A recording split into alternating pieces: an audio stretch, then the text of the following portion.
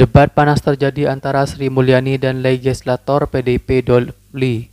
Selain bahas anggaran pendidikan yang seperti dikorbankan untuk belanja lainnya, pertanggungjawaban masa Jokowi juga baru dibacakan saat orangnya sudah tak berkuasa lagi. Lebih lengkapnya kita simak video berikut ini. Agak unik nih ya Bu, pertanggungjawaban 2024 ini agak unik. Sama uniknya dengan APBN 2025, masa transisi, ini juga masa transisi. Laporan 2024 yang pemerintahannya sudah nggak ada. Iya kan, pemerintahannya sudah nggak ada. Tapi kebetulan karena Menteri Keuangannya sama, jadi masih bisa ditindaklanjuti. Bu Menteri, 20% yang 2024 tadi Bu Menteri mengatakan 17%. 3% yang tidak direalisasikan itu, kalau kita hitung dengan nilai, itu 80 triliun. Kalau 80 triliun itu digunakan untuk memperkuat pendidikan kita, itu kan sangat dahsyat. Taruhlah sekarang itu menjadi alokasi untuk makan bergizi gratis di 2025 atau di 2026. Tapi kalau masih nggak terpenuhi lagi 20%, berarti kan ada sesuatu. Secara sistematis, alokasi anggaran kita memang sengaja untuk tidak mencapai 20%. Apalagi kalau kita lihat di posturnya, itu ditaruh di pembiayaan. Tidak mempengaruhi defisit, tapi mempengaruhi utang. Karena pembiayaan ditaruh di bawah, cadangan pendidikan ditaruh di pembiayaan, itu akan mempengaruhi utang. Kecenderungannya tidak direalisasikan. Jadi saya mohon kepada Pak Dolvi, ayo walaupun saya 100% juga kalau perlu lebih banyak lagi kita benar-benar memperhatikan kualitas belanja pendidikan. Namun APBN itu tetap merupakan instrumen mengelola begitu banyak tujuan, fungsi, kebutuhan dari rakyat dan perekonomian dan republik ini. Sehingga kami terus mencoba mengelola, bukan dengan niat kita pengen menurunkan atau ingin tidak mengikuti.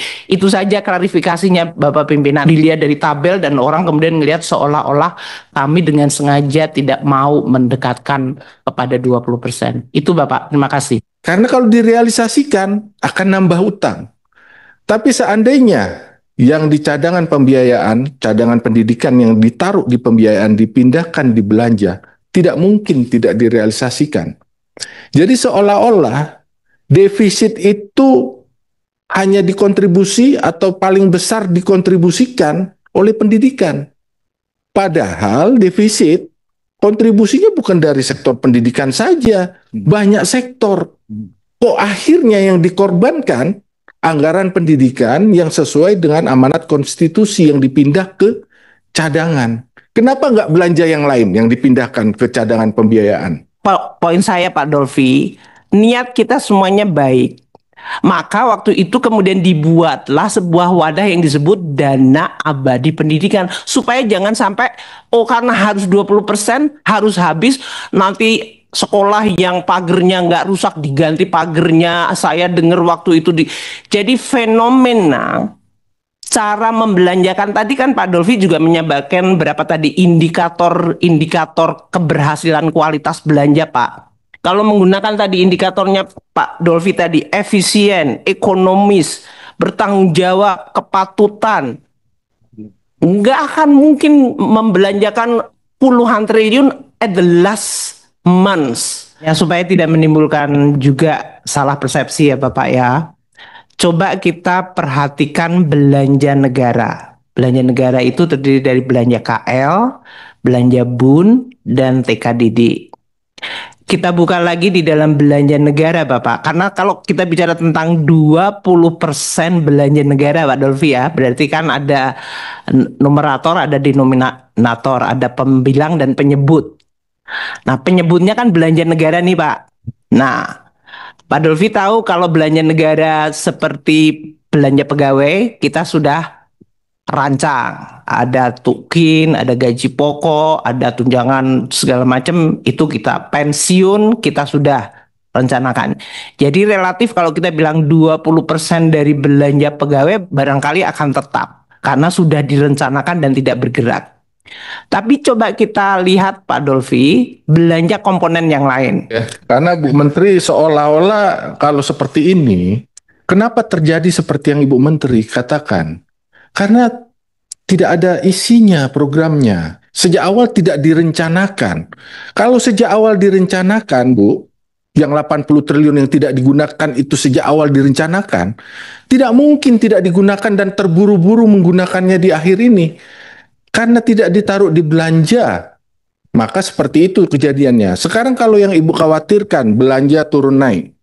Dulu kita pernah mengalami transfer daerah menggunakan rumus. Kita bisa batasi. Kita bisa batasi apabila pendapatan negara karena satu dan lain hal naik, transfernya tetap.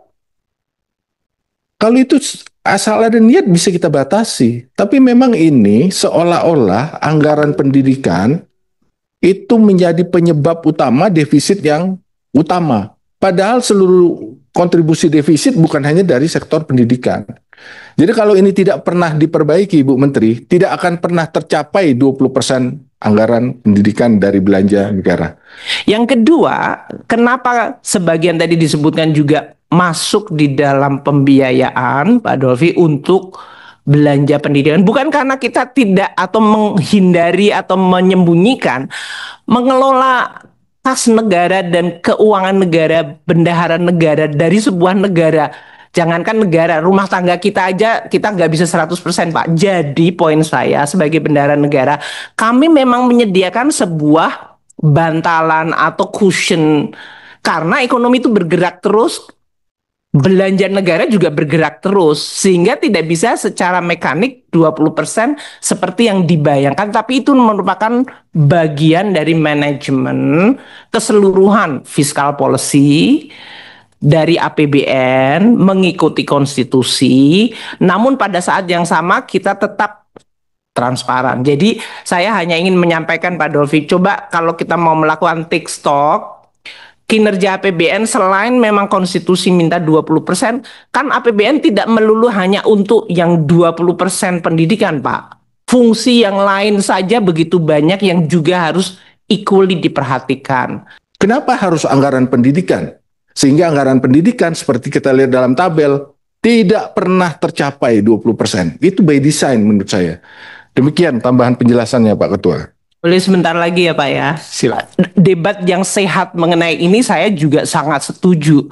Tapi tetap at the end of the day kami di Kemenku sebagai bendahara negara itu pendidikan dan fungsi yang lain kami kelola bersama gitu Pak Dolfi. Tanpa mengorbankan loh Pak ya. Tadi Bapak kan seolah-olah oh jangan yang dikorbankan pendidikan, justru kita mau menyelamatkan anggaran pendidikan jangan sampai digunakan untuk kemudian tidak menimbulkan apa yang disebut dampak antar generasi.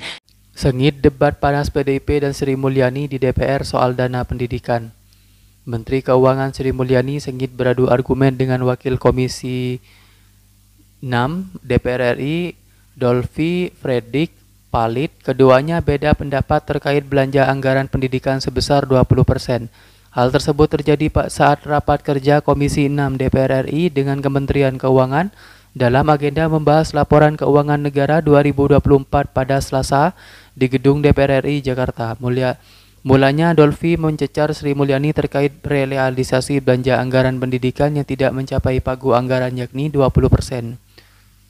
Dolfi mengaitkan keputusan Mahkamah Konstitusi pada 2007 hingga 2008 saat pada gugatan terkait posisi pendidikan berdasarkan tabel yang ditampilkan pada 2007 anggaran pendidikan saat itu sebesar 18% dari APBN dan pada 2008 sebesar 15,6% dari APBN.